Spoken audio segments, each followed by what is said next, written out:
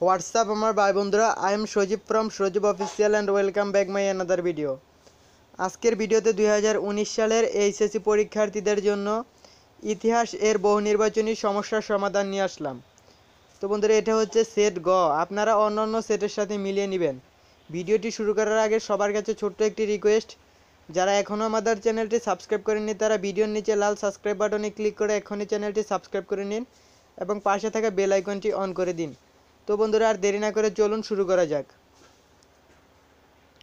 1 নম্বরে লর্ড লিটন, 2 নম্বরে ধর্মীয় অনুভূতিতে আঘাত, 3 নম্বরে চৌরি চৌরা থানায় হত্যাকাণ্ড, 4 নম্বরে লাহোর প্রস্তাব, 5 নম্বরে বহুপদী প্রশ্ন এবং এটার উত্তর হবে 1, 2 ও 3, 6 নম্বরে বাংলা ভাষার স্বীকৃতি প্রদান, 7 নম্বরে আইয়ুব খান, 8 নম্বরে বহুপদী প্রশ্ন এবং এটার উত্তর হবে 1, 2 ও 3, 9 নম্বরে অপারেশন সার্চলাইট, 10 নম্বরে 23শে ফেব্রুয়ারি 1969, 11 নম্বরে ঢাকা বিশ্ববিদ্যালয়, 12 নম্বরে জনতার চাপের মুখে, 13 নম্বরে আসাদ, 14 নম্বরে 11 দফা আন্দোলন, 15 নম্বরে বহুপদী প্রশ্ন এবং এটার উত্তর হবে 2 ও 3, 16 নম্বরে বহুপদী প্রশ্ন এটার উত্তর হবে 1, 2 ও 3, 17 নম্বরে রাশিয়া, 18 নম্বরে 4, 19 নম্বরে কলকাতা,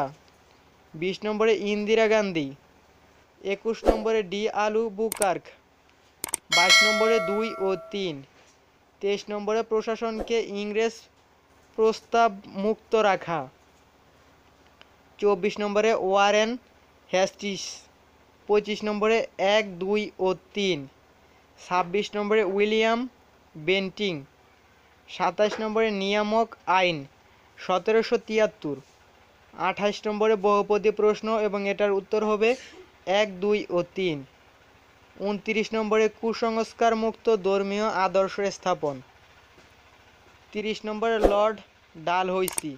তো বন্ধুরা, এই ছিল আজকের সলিউশনটি। যদি সলিউশনটি ভালো লাগে তাহলে অবশ্যই একটি লাইক দিয়ে দিবেন এবং কোনো সলিউশন আপনার কাছে ভুল মনে হলে সেটা কমেন্ট করে জানাবেন এবং আপনাদের বন্ধুদেরকে উপকৃত করার জন্য তাদেরকে শেয়ার করবেন।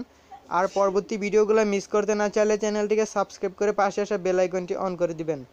ধন্যবাদ সবাইকে, দেখা হবে পরবর্তী কোনো ভিডিওতে।